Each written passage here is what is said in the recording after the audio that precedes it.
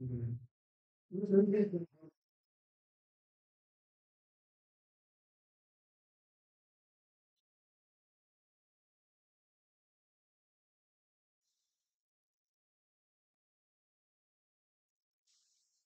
देखिए बच्चों, आज हम मैराथन की इस महाश्रृंखला में उपसर्ग का प्रकरण लेकर के आए हैं।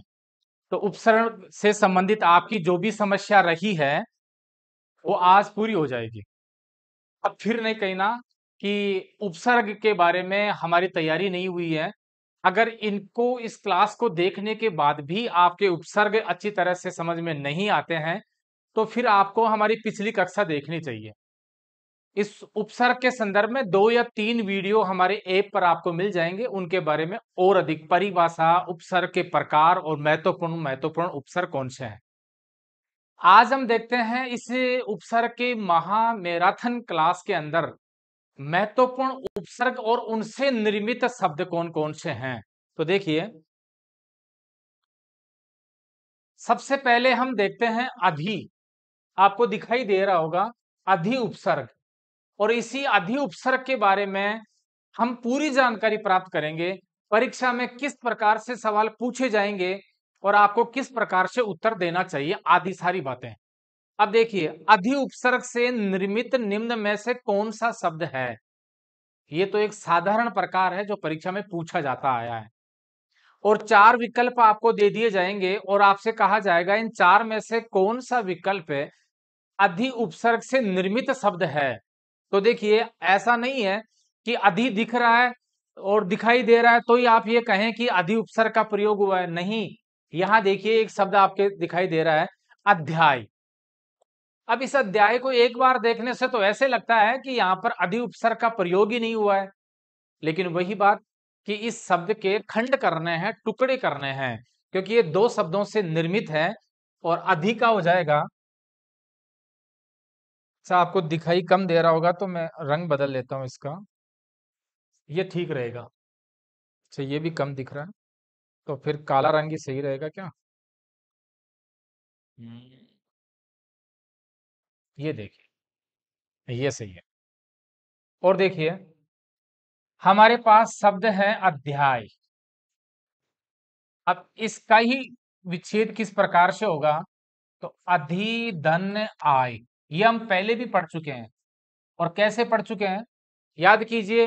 जब हमने यण संधि पढ़ी थी तो उसमें क्या देखा था, प्रारंभ में ई है और उसके बाद आ का आगम हो रहा है और यण संधि में ई अपना रूप बदलता है और ई बदल जाता है हलंत युक्त य में और आगे वाला जो भी स्वर है जुड़ जाएगा। अब नया निर्मित हो जाएगा या। और यही हुआ है, देख लीजिए। अधि और आय में या कहीं भी नहीं था, अब या का आगम हो गया और शब्द बन गया अध्याय। इससे आप 2 बातें सीख रहे हैं, एक तो ये संधि को, यण संधि को, और दूसरा उपसर्ग को, कि अधि उपसर्ग का प्रयोग किया गया है। और अधिक आपसे परीक्षा में पूछेंगे तो ये पूछ सकते हैं कि इसमें मूल शब्द क्या है। आप बताएं आय। आय मूल शब्द है और अधि उपसर्ग का प्रयोग किया गया है। अब 4 विकल्पों में से ये पूछा जाए कि किस में नहीं हुआ है तो आप ध्यान रखें अध्याय में तो हुआ है। इसी प्रकार से आगे वाला शब्द है अध्यादेश। अध्यादेश, अगर आप उसको समझ गए तो इसको आसानी से आप कर सकते हैं अधिधन आदेश। और बिल्कुल वही नियम इसमें भी लागू हो गया है। यहाँ ई है और आगे आ है। ई जो है यह हलंत में आता है और आगे वाला स्वर जुड़ जाता है और नया निर्मित शब्द हो जाता है या, और शब्द बन जाता है अध्यादेश। यानी कि अधिधन आदेश। अधि का अर्थ होता है विशेष और विशेष आदेश को हम कहते हैं अध्यादेश। जैसे राजनीति विज्ञान में आप पढ़ते हैं कि संसद अगर अपने कार्यकाल में नहीं चल रही है या संसद का सत्र नहीं चल रहा है तो फिर राष्ट्रपति एक अध्यादेश जारी करता है या राज्य में राज्यपाल अध्यादेश जारी करता है। तो वही, यानी कि विशेष आदेश जो अपने नियत तिथि तक निर्धारित रहता है और उसका बाद में अनुमोदन किया जाता है, या राजनीति विज्ञान का विषय है जो आप पढ़ते आए हैं।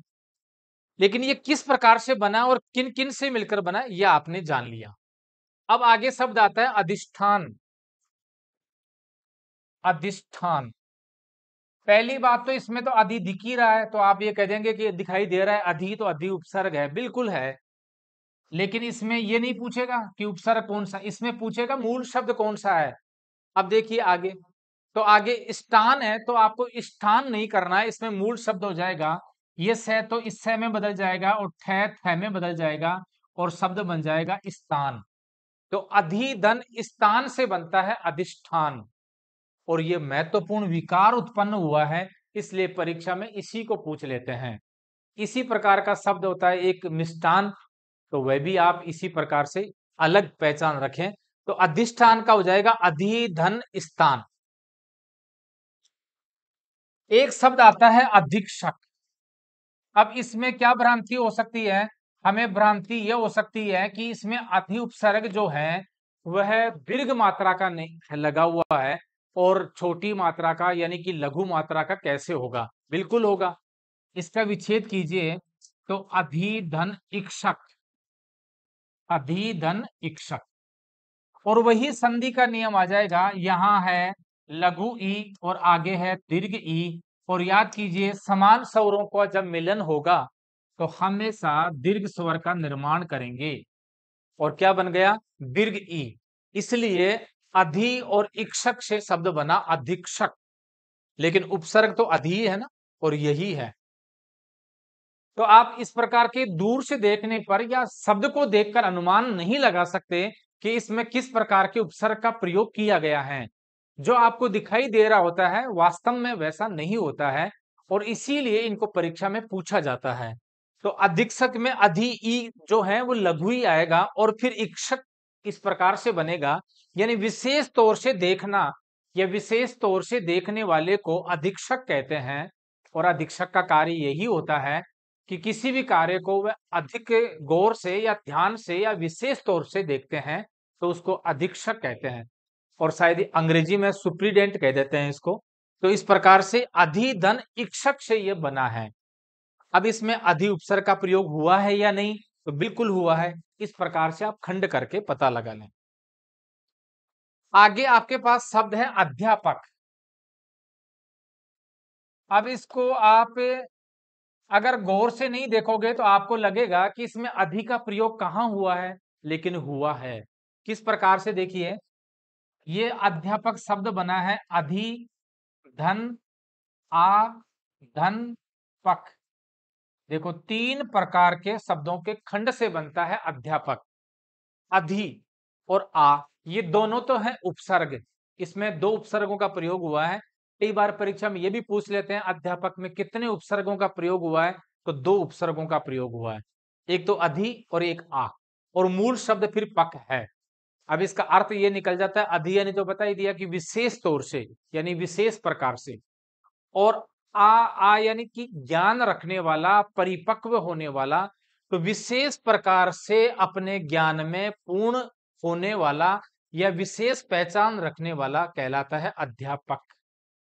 तो इस प्रकार से इसमें अधि उपसर्ग का प्रयोग हुआ है। आगे देखिए अधितक्या, और यह शब्द भी महत्वपूर्ण है अधितक्या। पहली बात तो कई बार इसका अर्थ भी पूछ लेते हैं कि अधितक्या का अर्थ क्या होता है। तो अधितक्या कहते हैं पहाड़ के ऊपर समतल भूमि को। हम कई पहाड़ों पर चढ़ते हैं तो ऊपर देखते हैं मंदिर बना हुआ है या फिर ऐसी जगह धर्मशाला आदि भी बनी रहती है। उस स्थान को जो पहाड़ के ऊपर समतल है उसे अधितक्या कहते हैं। और ठीक पहाड़ के नीचे यदि कोई स्थान समतल है तो उसको उपतक्या कहते हैं। ये विलोम में भी पूछा जाता है कई बार, उपतक्या ये आगे आएगा। तो उपतक्या कहते हैं पहाड़ के नीचे का समतल भाग, और अधितक्या कहते हैं पहाड़ के ऊपर का समतल भाग। अब यहां पर ये अर्थ नहीं करना है, यहां हम उपसर्ग की चर्चा कर रहे हैं। तो क्या इसमें किस प्रकार से अधि उपसर्ग का प्रयोग हुआ है, बिल्कुल हुआ है। इसमें तो दिखाई ही दे रहा है अधिधन तक्या, तो इस प्रकार से अधि उपसर्ग का प्रयोग हुआ है। एक शब्द और आता है अधि उपसर्ग से अध्यात्म। अध्यात्म, जी हाँ आपने सही पहचाना, यण संधि के ज्यादातर उदाहरण उपसर्ग के ही होते हैं। तो यण संधि जो है दो प्रकार से महत्वपूर्ण है, एक संधि के प्रकरण में और एक उपसर्ग के संदर्भ में। अध्यात्म का देखिए तो अधि उपसर्ग का प्रयोग किया गया है और आगे का शब्द आ जाएगा इसमें आत्म। आत्म यानी आत्मा से, जो विशेष प्रकार से आत्मा से कोई कार्य किया जाता हो उसे कहते हैं आध्यात्म। इसलिए कहते हैं आध्यात्म, भगवान की भक्ति ध्यान आदि करना। तो अधि धन आत्म से बना है अध्यात्म। अब जिन जिन में अधि का प्रयोग हुआ है वह परीक्षा में पूछा जा सकता है। चार शब्द दे देंगे आपसे और कहा जाएगा किस शब्द में अधि उपसर्ग का प्रयोग नहीं किया गया है, तो आपको ऐसे पहचान करनी है। अब इसमें अधि उपसर्ग के प्रयोग से जितने महत्वपूर्ण शब्द बन सकते थे वो सभी आपके सामने प्रस्तुत हैं। किन्हीं एक ही प्रकार के शब्दों की पुनरावृत्ति हमने जानबूझ करके नहीं की है, आप बस इस प्रकार से समझ जाएं। और आगे देखिए, दूसरा उपसर्ग आता है अति। दिखाई दे रहा होगा आपको, ये रंग का भेद है थोड़ा सा। अब आता है अति। इस उपसर्ग के प्रयोग से कौन कौन से शब्द बन सकते हैं और कितना जटिलता और कठिनता स्तर हो सकता है ये हम बता रहे हैं हम आपको। देख, अति, पहला शब्द दिया है अत्याचार। मैंने पहले ही कह दिया है अधि के संदर्भ में कि जरूरी नहीं है कि आपके अति किसी शब्द में दिखाई दे तो ही अति होता है, दिखाई नहीं दे तो भी अति होता है। जैसे अत्याचार, अब इसका क्या हो जाएगा टुकड़े, अति धन आचार। अति धन आचार, वैसे इसमें भी उपसर्ग है तो क्या हो जाएगा आधन चार। आचार का मतलब व्यवहार होता है। आप जो खाने में भोजन के साथ अचार खाते हो वह आचार नहीं होता है, वो तो होता है अचार। हम बोलने में चाहे आचार बोल दें, उसे कहते हैं अचार। और आचार का मतलब है व्यवहार। तो अति आचार यानी बहुत ज्यादा अच्छा व्यवहार या किसी विशेष प्रकार का ज्यादा व्यवहार करना अत्याचार कहलाता है। अब वो अत्याचार ज्यादा व्यवहार कर लेना तो अत्याचार बुरा ही हो जाता है, इसलिए इसका अर्थ निकलता है अत्याचार का मतलब बुरा व्यवहार। अति, अति यानी ज्यादा। और आचार में भी आ है और फिर चार मूल शब्द है, तो इसमें भी दो उपसर्ग का प्रयोग कर दिया गया है। लेकिन अब यहां हम अति उपसर्ग के संदर्भ में देख रहे हैं। आगे वाला शब्द आता है अत्युक्ति। ये भी महत्वपूर्ण है, अत्युक्ति। कई बार तो परीक्षा में ये दे देते हैं और ये कहा जाता है कि अत्युक्ति शब्द में किस उपसर्ग का प्रयोग किया गया है। तो आपको क्या करना है, शब्द की शल्य चिकित्सा करनी है। इस शब्द के टुकड़े करो तो आप क्या करोगे, अति धन उक्ति। ये लीजिए, अति धन उक्ति। तो क्या इससे बन रहा है क्या, जांच भी कर सकते हैं आप। कैसे, यहां तो है ई लघु और आगे है उ। यण संधि में क्या होता है, ई बदलता है यह हलंत में और आगे वाला जो भी वर्ण है जुड़ जाता है। तो क्या बनेगा बताओ, यू। छोटा ऊ है तो छोटी मात्रा लग जाएगी यू, और ऐसा ही आया है देख लो यू। बाकी के वही शब्द हैं, आधा कै और ती की मात्रा इस प्रकार से, और अति ए और तय आधा हो जाएगा स्वर ई अटते ही, इसलिए अत्युक्ति। तो अत्युक्ति का विच्छेद हो जाएगा अति धन उक्ति। अब इसमें उपसर्ग पूछे तो अति है, और उक्ति यानी कथन होता है, यानी कि विशेष कथन या ज्यादा कहा हुआ कथन अत्युक्ति कहलाता है। आगे का शब्द है अत्यावश्यक। ये तो महत्वपूर्ण शब्द है, अत्यावश्यक। ये तो शायद आप जान भी पा रहे होंगे, अत्यावश्यक में तो अति दिखाई दे रहा है। अति धन आवश्यक, ये लीजिए। अब ये भी जान लीजिए आवश्यक में भी है आ, और फिर आ के बाद में क्या रह गया, वश्यक। ये लीजिए, और अति, ये लीजिए। पूरा विच्छेद तो इस प्रकार से है, दो उपसर्गों का प्रयोग कर दिया अति आ। लेकिन मुख्य रूप से हम किस संदर्भ में पढ़ रहे हैं, अति उपसर्ग में। तो अत्यावश्यक में अति उपसर्ग का प्रयोग हुआ है, ऐसे आप करके देखें। एक शब्द ऐसे भी दे देंगे अतीव, और कहीं एक बार देखते ही आप नकार नहीं दें इस शब्द को कि इसमें तो बड़ा ई दिखाई दे रहा है, तो इसमें अति, हमसे जो पूछा गया है क्या इसमें यह अति उपसर्ग है, तो आप ये सोचें कि देखो इसमें तो लघु ई है और इसमें बड़ी है, तो ये नहीं हो सकता है। और कैसे होगा देखो, अति धन इव, दो शब्द हुए। अब यहाँ पर क्या है, ई लघु, और आगे भी क्या है, लघु। बोलो, हमने पढ़ी थी दीर्घ स्वर संधि, तो क्या देखा था, समान स्वर मिलकर के दीर्घ स्वर का निर्माण करेंगे, तो बड़ा ई बनाएंगे कि नहीं बनाएंगे। इसलिए अतीव शब्द तो ई दीर्घ ही आएगा, लेकिन टुकड़े करने पर अति टी छोटा हो जाएगा, तो अति धन ईव से बना है। तो क्या इसमें अति उपसर्ग का प्रयोग हुआ है? जी हाँ, बिल्कुल अति उपसर्ग का प्रयोग हुआ है। अब आप समझने लग गए होंगे। आगे शब्द है अत्यल्प। अत्यल्प, बस कुछ नहीं करना, अति धन अल्प, ये लीजिए। और वही नियम है, देखो ई और ए, ई जो है यह हलंत में बदलेगा और आगे वाला स्वर जुड़ जाएगा, और ये बन गया पूरा पूरा यह, और यही बना है अत्यल्प, और शेष को ऐसे कैसे रख देंगे। तो इसमें भी अति उपसर्ग का प्रयोग किया गया है, अत्यल्प में भी किया गया है। आगे आता है अतीन्द्रिय, और इसे भी देखिए, अतीन्द्रिय। अब इसके भी टुकड़े करने हैं, तो ती छोटा हो गया क्योंकि अति ऐसे ही लिखा जाएगा, और आगे शब्द है इंद्रिय, अति धन इंद्रिय, और यहाँ क्या था, लघु ई, और आगे भी क्या था, लघु ई। आपने क्या देखा, दीर्घ स्वर संधि में समान स्वर मिलकर के दीर्घ का निर्माण करते हैं, तो अब क्या बन गया, दीर्घ ई। तो इसलिए अतीन्द्रिय तो ऐसे लिखेंगे, और अति ऐसे लिखेंगे, इंद्रिय ऐसे लिखेंगे। सब शुद्धि भी साथ साथ चल रहा है, संधि भी साथ साथ चल रही है, और उपसर्ग भी साथ साथ चल रहा है। अंत में एक शब्द और है, अत्यंत।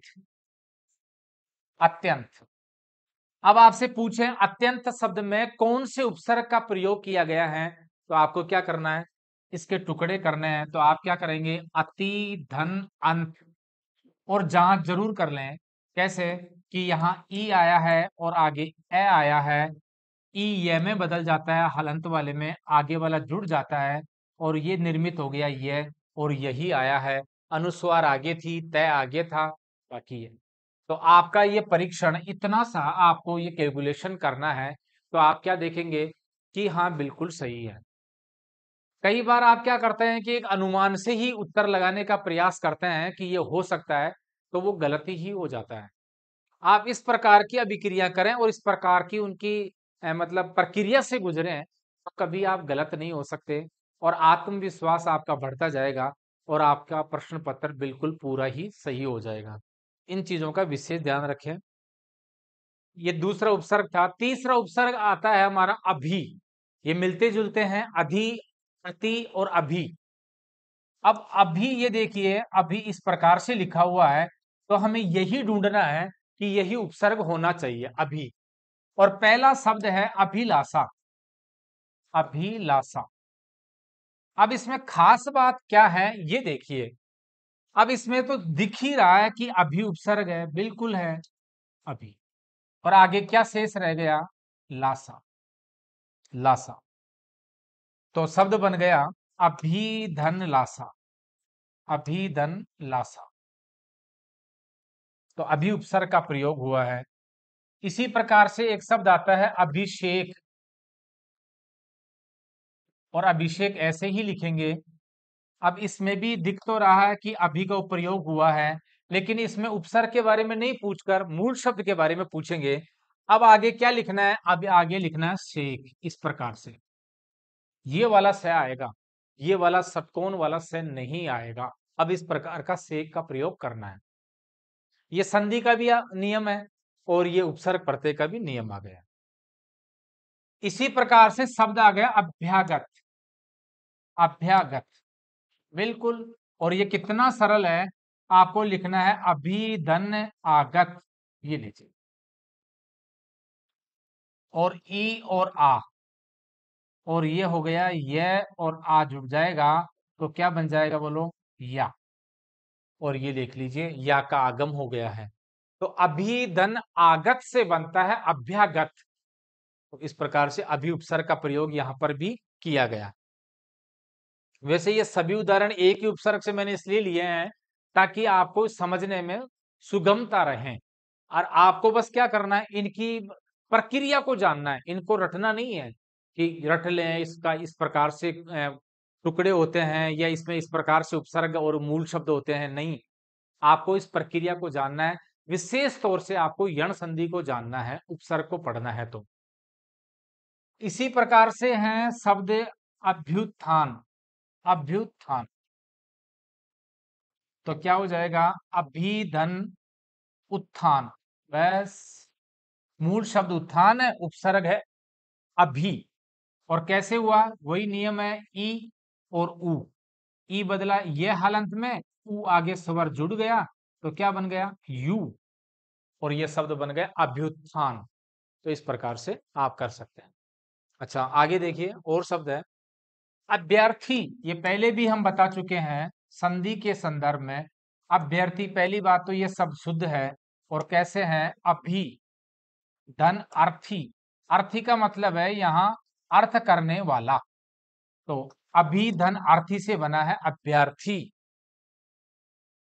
अभ्यास, बिल्कुल, ये भी, इसमें भी अभी उपसर्ग का प्रयोग किया गया है। और कैसे हुआ है? अभी धन आस। अभी धन आस से बना है अभ्यास। और एक और अंत में रह जाता है शब्द अभिष्ट। और ये देख लीजिए, अभिष्ट। अब इसमें बड़े ई का प्रयोग हुआ ना, लेकिन उपसर्ग छोटा ही आएगा, देखना कैसे। अभी, ये लीजिए। और आगे क्या हो जाएगा? इष्ट। अब ये तो पता होना चाहिए आपको कि इष्ट ऐसे लिखते हैं, ई लघु रहता है, इष्ट। तो यहां पर क्या है? लघु ई, और यहां पर भी लघु ई। ये दोनों क्या हो गए? समान स्वर। और समान स्वर होकर क्या बनाते हैं? दीर्घ स्वर। तो ई, अभिष्ट तो ऐसे लिखा जाएगा, लेकिन टुकड़े करने पर अभिधन इष्ट हो जाए। ये सरल उपसर्ग है। एक उपसर्ग आता है अनु, और ये तो अपने आप में बहुत सरल है। अनु। अनु उपसर्ग के प्रयोग से कौन कौन से शब्द बनते हैं? और पहला शब्द है अन्वेषण। अन्वेषण।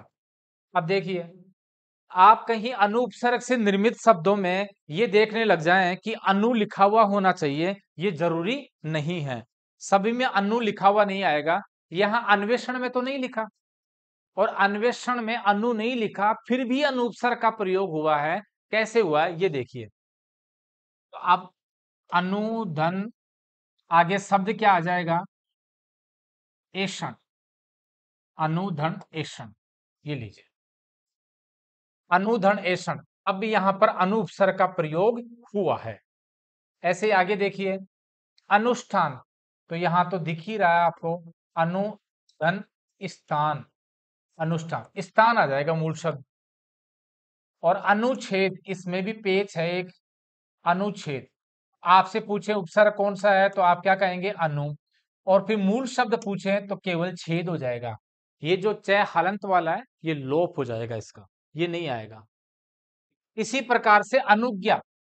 जी हाँ, इसमें भी है अनुज्ञा। अनुज्ञा को अंग्रेजी में लाइसेंस कहते हैं। और इसमें है प्रयोग अनु का, अनुधन ज्ञा। ये लीजिए, अनु का प्रयोग हो गया, बस, कुछ नहीं है। ऐसे ही शब्द आ गया अनुदित। ये महत्वपूर्ण है। अब आपको एक बार लगेगा कि उ की मात्रा दीर्घ है, और जबकि अनु उपसर्ग में तो लघु है, लेकिन यहां लघु वाला ही अनु उपसर्ग का प्रयोग हुआ है। कैसे हुआ है? देखो, अनुधन उदित। ये बहुत महत्वपूर्ण है, ये मैंने पहले कह दिया है। यहाँ क्या हुआ है? लघु उ और फिर लघु उ, समान स्वरों का हुआ मेल, तो क्या बनाएगा बताओ? दीर्घ। इसलिए अनुदित तो ऐसे लिखा जाएगा, लेकिन खंड करने पर, टुकड़े करने पर अनुपसर्ग इस प्रकार से प्रयोग हुआ है। ऐसे ही है अन्वीक्षण। अन्वीक्षण, अब क्या इसमें भी हुआ है क्या अनु का प्रयोग? जी हाँ, बिल्कुल हुआ है, अनुधन इक्षण। और इक्षण कैसे लिखते हैं भाई? इस प्रकार से लिखते हैं, इक्षण। अनुधन इक्षण से क्या बन गया? अन्वीक्षण। अनुप्रयोग हुआ है। आगे है अनुज। बिल्कुल, तो अनु उपसर्ग दिख ही रहा है आपको, अनु धन जय। अब यहां पर अनु तो उपसर्ग है, और जय मूल शब्द है। केवल एक ही वर्ण का मूल शब्द हो सकता है, जय यानी जन्म लेने वाला। और अनु, अनु का मतलब है बाद में, पीछे। और पीछे का मतलब बाद में, यानी जिसका जन्म हमारे बाद में हुआ है, उसको कहते हैं अनुज। तो छोटा भाई, आदि हो जाते हैं अनुज। इसी प्रकार से अनुराग, इसमें कोई भेद नहीं है, बस आपको क्या करना है, बीच में धन का प्रयोग कर देना है, बस अनुधन राग। ये लीजिए, अनु उपसर्ग और राग मूल शब्द, कुछ नहीं है इसमें, ये सरल उपसर्ग था भाई। आगे है उप, जो कठिन है और महत्वपूर्ण है, उसमें मैं थोड़ा धीरे चलूंगा, बाकी देखो शीघ्रता से देख रहे हैं। उप, तो उपयुक्त, याद रखना उपयुक्त नहीं उपयुक्त, इसमें उप का प्रयोग हुआ है और आगे युक्त मूल शब्द हो जाएगा, कोई भेद नहीं है। आगे एक शब्द आता है उपेक्षा, जी हां, इसमें भी उप का प्रयोग हुआ है, ये आप याद रखें। कैसे?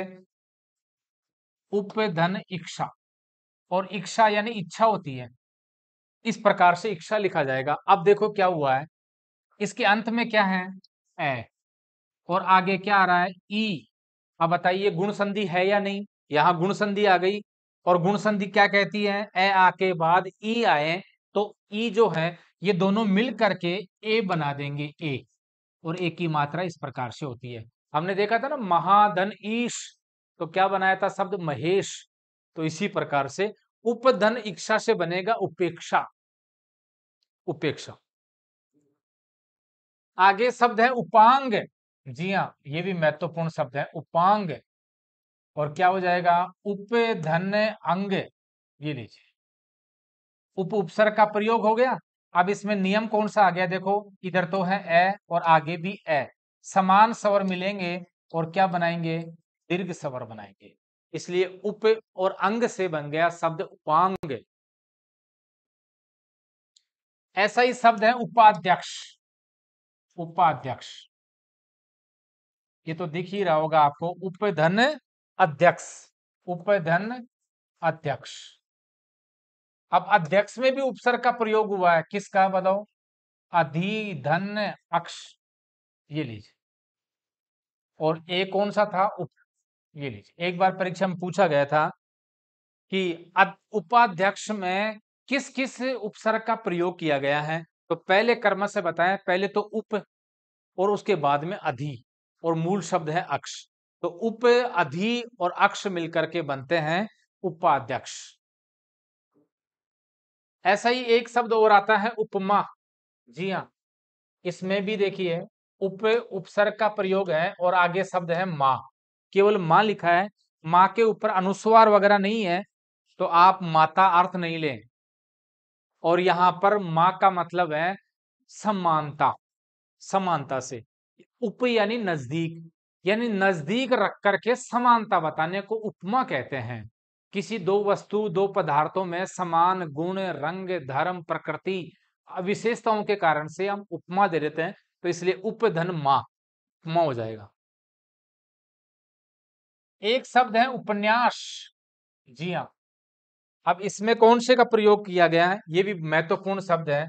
हम उप के संदर्भ में देख रहे हैं तो उप तो आएगा ही आएगा, और आगे चाहें तो आप न्यास लिख दें, लेकिन और अधिक जानकारी पूछें कि न्यास में भी कोई उपसर्ग है क्या, बिल्कुल है। कौन सा है, निधन आस।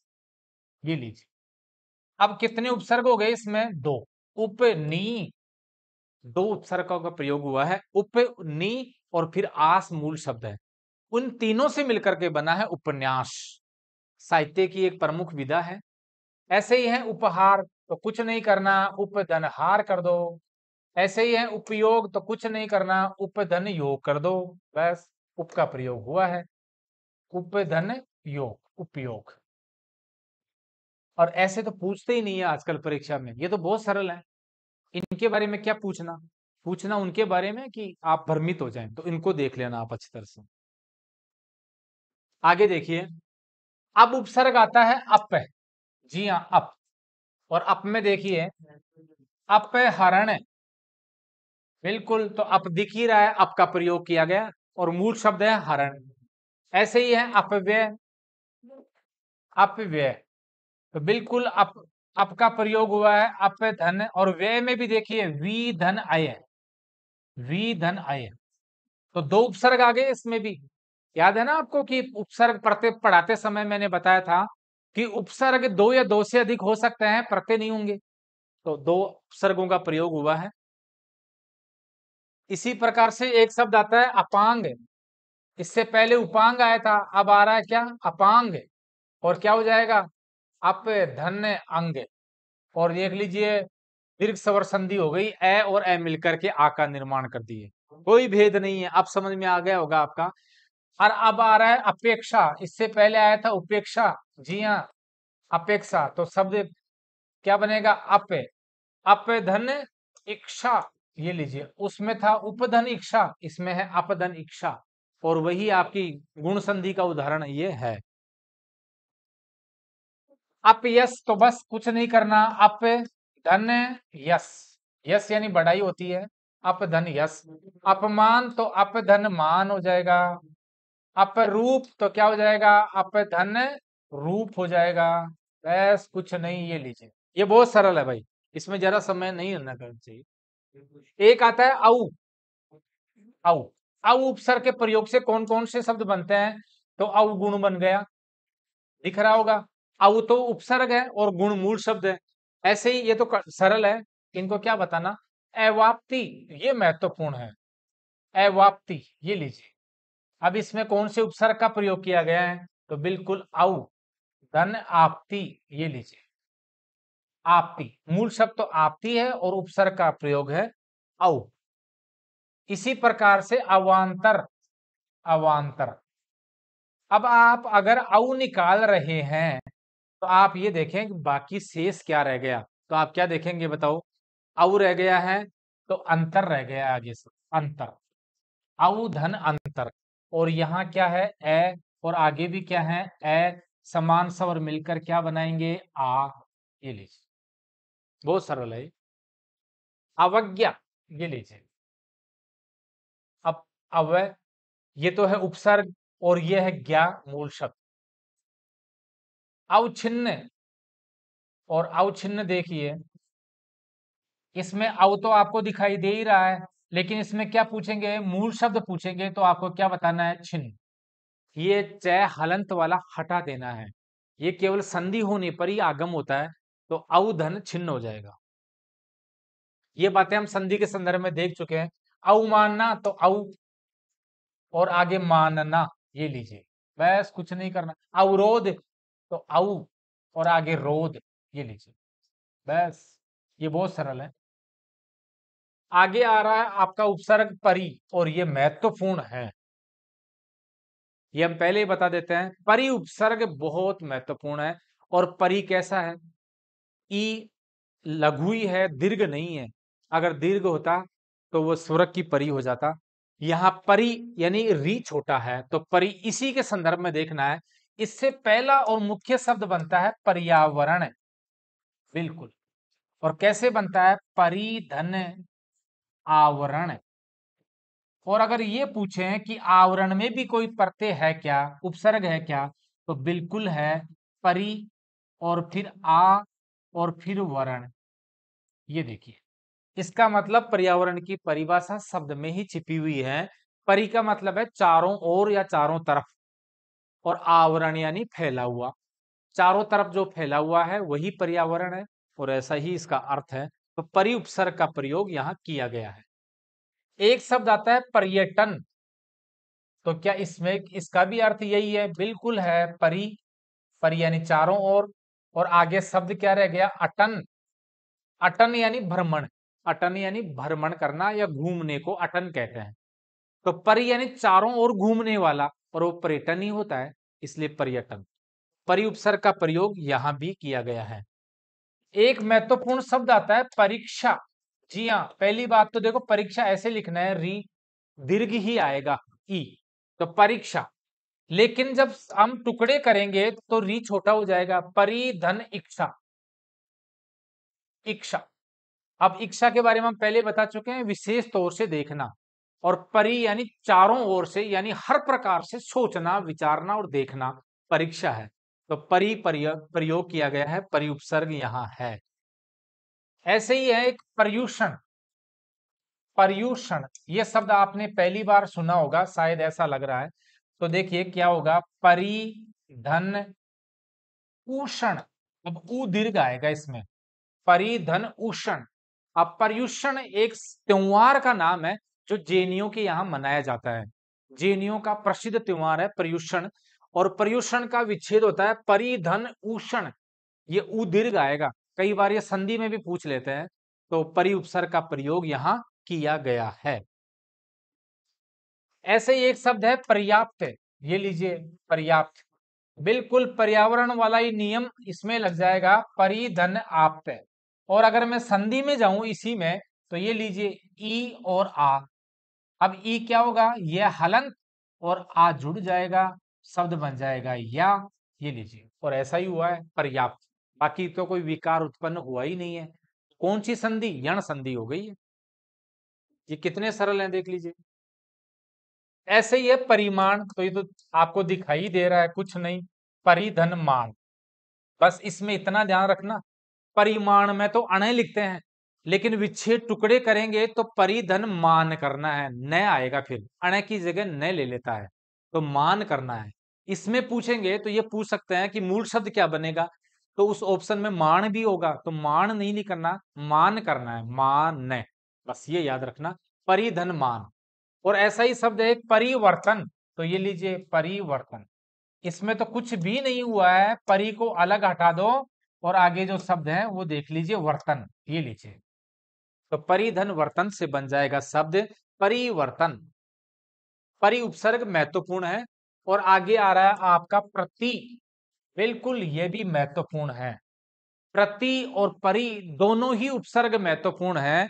और प्रति उपसर्ग के प्रयोग से कौन कौन से शब्द बनते हैं, ये देख लीजिए। प्रतिकूल, इसे तो आप सभी पहचान लेंगे कि इसमें प्रति उपसर्ग का प्रयोग किया गया है। लेकिन एक शब्द आ गया आपके आगे, प्रतीक्षा। जी हाँ, प्रतीक्षा को इंतजार कहते हैं और अंग्रेजी में वेट कहते हैं। तो प्रतीक्षा, अब इसमें प्रति उपसर्ग का प्रयोग किया गया है या नहीं किया गया, ये खास बात है। और वो भी कैसा, देखो ई छोटा है तो छोटा ही आना चाहिए, जबकि प्रतीक्षा लिखेंगे तो ई बड़ा हो जाता है। क्यों हुआ है, ये तो हो गया प्रति, और आगे हो गया इच्छा। ये इच्छा हम बार बार आ रहा है, देख लीजिए। अब ई और ई समान स्वर मिलकर के दीर्घ स्वर बनाते हैं, इसलिए प्रतीक्षा तो लिखेंगे ऐसे, और प्रति लिखेंगे ऐसे, और इच्छा लिखेंगे ऐसे। बस यही भेद है इसमें, और यही जानना है। एक शब्द और है प्रत्याघात। प्रत्याघात, तो बिल्कुल इसमें भी यण संधि आ गई है, प्रति धन, आगे क्या शेष रह गया वो लिखना है, आघात। आघात, दो उपसर्ग का प्रयोग इसमें भी हुआ है, आ उपसर्ग अलग भी निकाल सकते हैं। तो प्रति धन आघात, ये लीजिए प्रत्याघात, और व्यण संधि हो गई। प्रत्याशी, जी हाँ, चुनाव लड़ने वाले होते हैं ना कोई व्यक्ति, उसको बोलते हैं प्रत्याशी। अभी चुनाव हुए नहीं है और परिणाम नहीं आया है, उससे पहले उनको प्रत्याशी कहते हैं। तो प्रत्याशी कैसे कहते हैं, प्रति धन आसी। आसी यानी आशा रखने वाला, क्योंकि जितने भी लोग होते हैं वो सभी जीतने की आशा रखते हैं, इसीलिए तो चुनाव लड़ते हैं। 10 लोग खड़े हुए हैं तो 10 के 10 से पूछ लेना कि सभी जीत रहे हैं, इसलिए उनको कहते हैं प्रत्याशी। कि प्रति आसी यानी सभी आस लगाए हुए हैं, इसलिए प्रति उपसर्ग का प्रयोग इसमें हुआ है। ऐसा ही एक शब्द आता है प्रत्युपकार। ये बड़े शब्द आएंगे ना, ये महत्वपूर्ण है और ये सरल भी है। प्रत्युपकार, कहीं आप देखकर घबरा नहीं जाएं कि इतना बड़ा शब्द दे दिया, ये तो मैं नहीं कर सकता, तो फिर आपके समस्या हो सकती है। आप इसके आसानी से टुकड़े कर सकते हैं, प्रति धन उपकार, ये लीजिए। उपकार में भी उप का प्रयोग किया गया है। और यहां देखिए ई और आगे है उ, ये हलंत और उ जुड़ जाएगा, तो शब्द बन जाएगा यू। और कौन सी संधि, यण संधि आ गई है। तो प्रत्युपकार में प्रति उपसर्ग का प्रयोग किया गया और मूल शब्द है उपकार। ऐसा ये प्रतीक, पहली बात तो देखो प्रतीक ऐसे लिखेंगे, यहां शब्दों की शुद्धता भी जांच रहे हैं हम, सब शुद्धि भी साथ साथ पढ़ रहे हैं, संधि भी पढ़ रहे हैं, और उपसर्ग तो हम पहले से ही पढ़ते आ रहे हैं। तो देखिए प्रतीक तो ऐसे लिखेंगे, और टुकड़े कैसे होंगे, प्रति धन इक, ये लीजिए। कैसे, ई और ई समान स्वर मिलकर के क्या बनाएंगे, दीर्घ ई। तो इस प्रकार से प्रतीक तो ऐसे ही आएगा, लेकिन विच्छेद कैसे होगा, प्रतिधन इक होगा, प्रतिधन इक होगा प्रतीक, इस प्रकार से। आगे है प्रत्यार्पण। तो प्रत्यर्पण शब्द लिखते हैं पहली बात तो ऐसे शुद्ध, और विच्छेद हो जाएगा इसका प्रति उपसर्ग, और अर्पण शब्द है अर्पण, ये लीजिए प्रति अर्पण, तो प्रत्यार्पण कहते हैं। और अंतिम शब्द है प्रतिषेध। इसमें भी एक पेच है, और वो क्या है, प्रति तो आसानी से आपने अलग कर दिया, लेकिन मूल शब्द पूछेंगे तो आपको ऐसे छेद लिखना है। स जो है वह अपना कंठ तालव्य मूर्धन्य से अपना रूप बदल लेता है, तो प्रतिधन छेद ऐसे बन जाएगा। ये था प्रति उपसर्ग का प्रयोग। और आगे देखिए अन, जी हाँ, ए और न, ये हलंत वाला है अन, और अन का मतलब है के बिना, यानी रहित अर्थ में इसका प्रयोग होता है।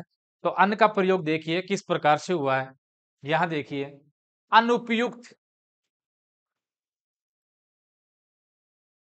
अनुपयुक्त, ये लीजिए अनुपयुक्त। अब एक बार देखने से तो आपको लगेगा कि अनुपसर्ग का प्रयोग हुआ है, नहीं नहीं, इस शब्द का अर्थ जानना है कि अनुपयुक्त का मतलब क्या होता है। तो आप देखेंगे कि कोई उपयोग की वस्तु नहीं है, उसे अनुपयुक्त कहते हैं। तो फिर उसमें अनु क्यों आएगा, अनु नहीं आएगा, अन ही आएगा। तो आप क्या करोगे, अन को अलग कर दोगे, अन, और आगे क्या शेष रह गया, ऊ की मात्रा रह गई, तो ऊ पूरा बन जाएगा, उपयुक्त, ये लीजिए। इसमें भी उप और है, उप, लेकिन यहाँ अन का प्रयोग कर दिया गया, अन हलंत वाला। ये सरल है, अगर ऐसा सोचोगे तो। एक शब्द आता है अनंत, जी हाँ, यानी जिसका अंत नहीं हो उसे तो अनंत कहेंगे ना। तो फिर आप अन अन निकालो, अन्न धन अंत। आकाश को भी अनंत पर्यायवाची में कहते हैं, क्यों कहते हैं, जिसका अंत नहीं है। अंतरिक्ष का, आकाश का अंत नहीं है, जहां तक जाते हैं वहां तक अंतरिक्ष ही अंतरिक्ष दिखाई देता है। इसलिए अन्न धन अंत, अनंत, अन का प्रयोग यहां किया गया है। इसी प्रकार है अनधिकार, अनधिकार ये इसलिए लिया है, इसको शब्द शुद्धि में भी कई बार पूछते हैं। अनधिकार शब्द अनधिकारी होता है, अनाधिकार नहीं होता है। क्यों नहीं होता है, क्योंकि अन्न का प्रयोग किया गया है, अन्न धन अधिकार, ये लीजिए। इसमें भी दो उपसर्ग है, अधि उपसर्ग का प्रयोग किया गया है और अन्न का भी किया गया है। अब इसमें सावधानी से देखिए, संधि तो नहीं है इसमें, इसमें तो केवल संयोग है, आपस में मिले हैं। ये ए तो शुरू में है ही, और न जो हलंत था ना, उसको आगे वाला ए स्वर पूरा कर रहा है। तो क्या बन गया, ए न, और आगे धी, और आगे का, और आगे र, ये लीजिए। कुछ भी नहीं किया, बस ऐसे कैसे हमने उठाकर रख दिया है। अब बताइए ना कैसे होगा, अगर ये हलंत नहीं होती तो ए और ए स्वर मिलकर के आ बना देते, और तब शब्द बन जाता अनाधिकार। लेकिन जब अन्न न हलंत वाला इसमें प्रयुक्त होता है, इसलिए अनाधिकार नहीं आएगा। ये कारण है, कुछ लोग जो पूछते हैं कि अनधिकार होता है अनाधिकार, तो उनके लिए। एक शब्द है अनुचित, बिल्कुल। अब इसमें आप कहीं देखकर ये नहीं कह दें कि अनुपसर्ग है, नहीं है। अगर अनुपसर्ग होता तो इसका अर्थ क्या निकलता, अनुधनचित, और अनु का मतलब है पीछे, यानी चित्त के मन के पीछे जो लगा रहे हैं, क्या उसको अनुचित कहते हैं, नहीं। अनुचित उसको कहते हैं जो उचित नहीं है, उसे तो अनुचित कहेंगे। इतना आपको समझना है बस शब्द के बारे में। तो इसका अर्थ भी टुकड़े करने पर ऐसा ही निकलना चाहिए कि उचित नहीं निकले। तो उसका तो तरीका एक ही है, अन्न लगा दो, तो क्या हो जाएगा, अन्न, अन्न धन उचित। अर्थात जो उचित नहीं है, और जो उचित नहीं है वह हमेशा ही अनुचित होता है। तो इसलिए अन्न आएगा इसमें, अनु नहीं आएगा। इस प्रकार से भी सोच करके देखें आप। इसी प्रकार से एक शब्द आता है अनुपम। अब इसमें तो कोई भेद है ही नहीं, बस अनु अलग और फिर आपका अलग हो जाएगा। तो आप कहीं ये सोचे कि अनु अलग कर दें और पम अलग कर दें, तो बताओ पम क्या होता है, पम तो कोई शब्द ही नहीं है। तो फिर आप सोचना कि अनु तो नहीं है इसका मतलब। तो क्या होगा, आप अलग निकालो अन, और फिर आगे शेष क्या रह गया, ऊ की मात्रा रह गई, तो ऊ, और फिर पै और मैं, ये लीजिए। अन्न धन उपम, उपम कहते हैं समानता बताना, उपमा देना। तो अन यानी उपमा नहीं देना, इसके समान कोई उपमा ही नहीं हो, उसको कहते हैं अनुपम। और हाँ, वास्तव में अर्थ यही होता है अनुपम का, हम कहते हैं किसी आकृति किसी वस्तु को देखकर कि अनुपम है, अर्थात उसके समान कोई वस्तु है ही नहीं, तो बहुत श्रेष्ठ हो सकती है। इसलिए अनुपम यानी कि बिना उपमा दिए जाने वाली वस्तु, ऐसी वस्तु जिसके समान कोई वस्तु है ही नहीं। अन का प्रयोग होगा, न कि अनु का, ये याद रखें आप। ऐसे ही एक शब्द है अनावश्यक, तो इसमें तो कुछ ही नहीं हुआ है, अनावश्यक। अब देखो कैसे करोगे, एन हलंत वाला निकाला ना आपने, तो आगे आ सवर और रह गया, आ व और आधा शय और कै, अन्न धन आवश्यक। अब आ और वश्यक भी अलग शब्द हो जाएगा, अनुपसर्ग का प्रयोग किया गया है। इसी प्रकार से है अनुव्रत, और ये बहुत महत्वपूर्ण है, अनुर्वर। अब इसमें आप फिर भ्रांति में नहीं आ जाएं कि अनुपसर्ग है, अनु नहीं है। अगर अनु होता तो अर्थ निकालो, आप क्या निकालोगे, अनु, और फिर आगे देखो, पहले रे बोलना पड़ेगा, रेवर। तो रेवर क्या चीज है, कोई वस्तु नहीं है, और इसके संदर्भ में इसका अर्थ भी नहीं निकल रहा है।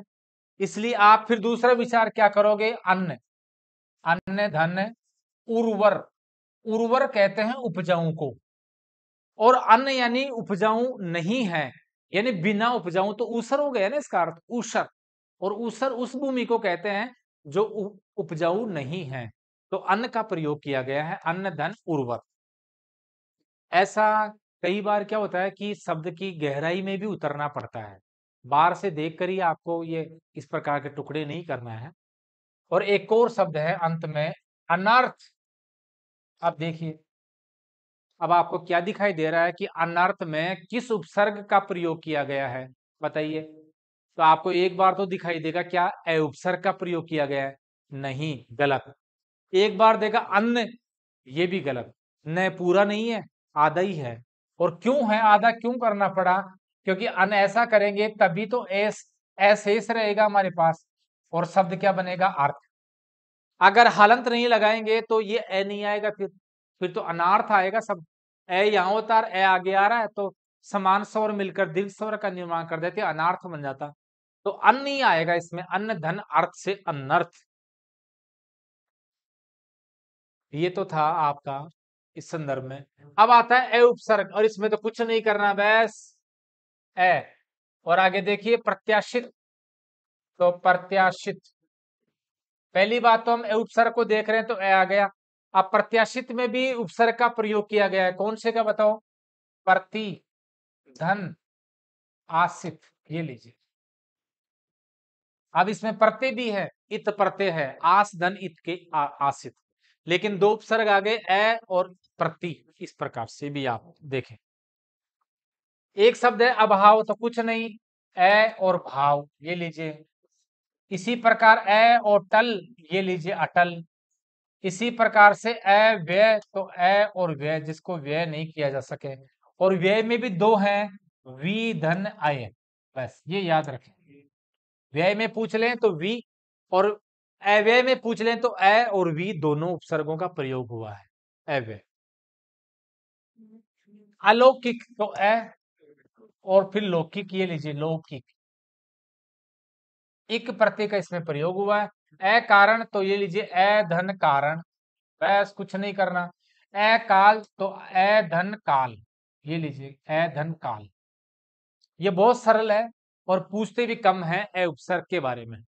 आगे है सम, और मैं हलंत वाला है, और ये महत्वपूर्ण है, बस याद रखें। शब्द आता है सबसे पहले संतोष, ये लीजिए, तो क्या हो जाएगा बताइए, सम, और आगे क्या शेष रह गया, तोष।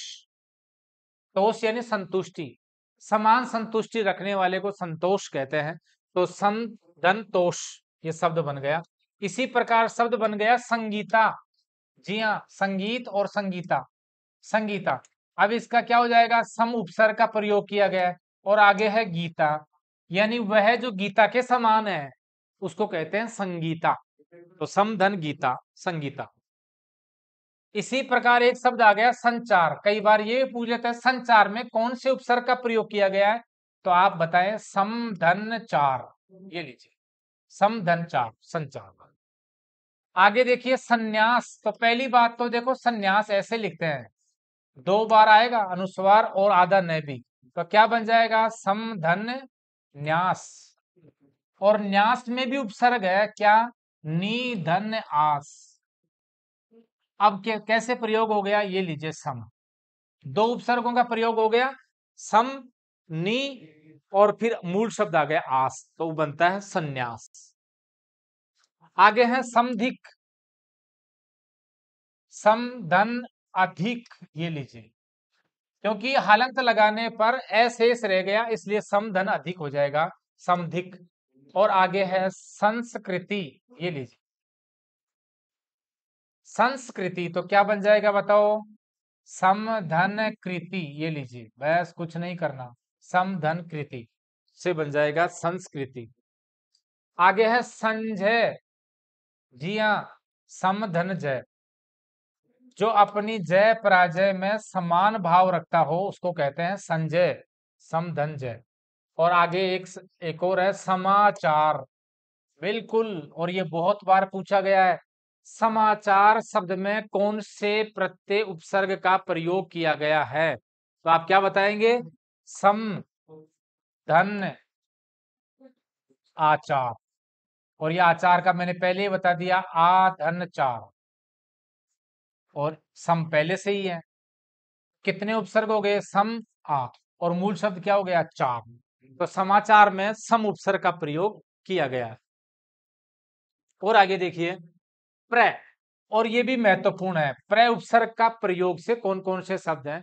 तो प्र उपसर्ग के प्रयोग से, हाँ, थोड़ा जल्दी करते हैं, ज्यादा बताने की आवश्यकता नहीं है, एक बता देता हूं, इसमें सारी चीज समझ जाओगे आप। प्राध्यापक, प्राध्यापक, और देखिए कितना महत्वपूर्ण शब्द है, प्रधन अध्यापक। अब आपको ये पहले ही बता दिया, प्रधन अध्यापक में क्या है? अधि, और फिर क्या है? आ, और फिर क्या है? पक। तो प्राध्यापक कहते हैं फर्स्ट ग्रेड को, और देखो कितने शब्दों से मिलकर बना है, प्र, अधि, आ। तो तीन उपसर्गों का प्रयोग एक साथ किया गया, मूल शब्द पका जाएगा। ये बहुत आसान है। ऐसे ही प्रवीण है, शब्द है प्रवीण, इसमें क्या करना है? प्र उपसर्ग आ जाएगा, और आगे शब्द क्या बन जाएगा? वीण, ये याद रखना, वीण। और वीण यानी वीणा, वीणा यानी वीणा बजाने में प्रवीण हो, अर्थात वीणा की तरह उसकी मधुर ध्वनि हो, तो प्रवीण कहते हैं, प्रवीण। ऐसे ये प्रोज्वल तो आप कर देंगे, प्रधन उज्ज्वल, प्रेषक में भी कर देंगे, प्रधन इक्षक, प्राचार्य में भी कर देंगे, प्रधन आचार्य। और इसी प्रकार प्रगति तो प्रधन गति, प्रधन पंच, और प्रधन बल। ये बहुत सरल है, इसमें कोई ज्यादा भेद नहीं है। आगे देखिए निर, तो निर ये महत्वपूर्ण है, और निर को समझ लीजिए, निर इस प्रकार से है, हलंत वाला। तो पहला ही शब्द है निराकार, निराकार। आपको क्या करना है? निर हलंत हटा दिया तो आगे क्या रह गया? आ, तो ये लीजिए आकार, बस कुछ नहीं करना, ऐसा आपको विचार करना है, फिर आप कर देंगे। ऐसा ही बन जाएगा निरीक्षक, ये महत्वपूर्ण है, इसको और बता देते हैं। निरीक्षक, इंस्पेक्टर कहते हैं अंग्रेजी में इसे, निरीक्षक। तो कैसे बनेगा देखो, निर और धन इक्षक। अब आप खुद देख लीजिए, ई लगा हुआ है, दीर्घ ई, तो दीर्घ ई आएगा, इक्षक, निर्धन इक्षक, इस प्रकार से निरीक्षक। और ऐसे ये शब्द बन जाएंगे सारे, निरंजन तो निर्धन अंजन, निरभिलाषा तो निर्धन, निर्धन अभिलाषा हो जाएगा। आगे है दुर, तो दुर्धन लब, दुर्धन आचार, दुर्धन व्यवहार, दुर्धन आत्मा, दुर्धन आशा, दुर्बिन, दुर्धन संधि, और दुर्धन आशा। ये सब सरल है, आप कर देंगे, ज्यादा कुछ भेद नहीं है। आगे देखिए, आ, तो आ धन कास, आ धन हार, और आ धन छादन, ये च हट जाएगा, केवल छादन ही आएगा। आ धन जानू, जानू कहते हैं भुजाओं को, बाहों बाहों घुटनों को, तो आ घुटनों तक। आ भूषण, तो आ और भूषण, आ और पात, और आ और धार, ये भी सरल। और आगे देखिए वी, तो अब ये व्यय देख लीजिए, वी उपसर्ग का प्रयोग कैसे हुआ है? व्यय में हुआ है, व्यय। और कैसे हुआ है? वी धन आय। अब कैसे हुआ है? इसमें तो ई और आगे ए, अब ई किस में बदलता है? ये हलंत में, और आगे वाला ए जुड़ता है, तो क्या बन गया? पूरा पूरा ये। और यही हुआ है। वी धन अय से बन गया व्यय, ये सरल है। व्यसन वी धन असन, और इसी प्रकार व्यवसाय तो वी धन अवसाय, और वी धन अस्त का वी धन अस्त हो जाएगा, व्याकुल का वी धन आकुल हो जाएगा, वी धन नाश, और वी धन अंजन व्यंजन हो जाएगा। विक्षा देख लीजिए, ये महत्वपूर्ण है, विक्षा। तो आपको क्या करना है, वी यहां लघु रखना है और आगे इक्षा, ये तो आपको पहले ही बता दिया, इक्षा ऐसा ही शुद्ध होता है। अब ये लघु और ये दीर्घ मिलकर के क्या बनाएंगे बताओ, दीर्घ, इसलिए विक्षा ऐसे लिखा जाएगा, विशेष इच्छा। आगे देखिए सु, ये महत्वपूर्ण है, सु। सु और स्व में अक्सर भ्रांति हो जाती है, और स्वस्ति को देख लीजिए।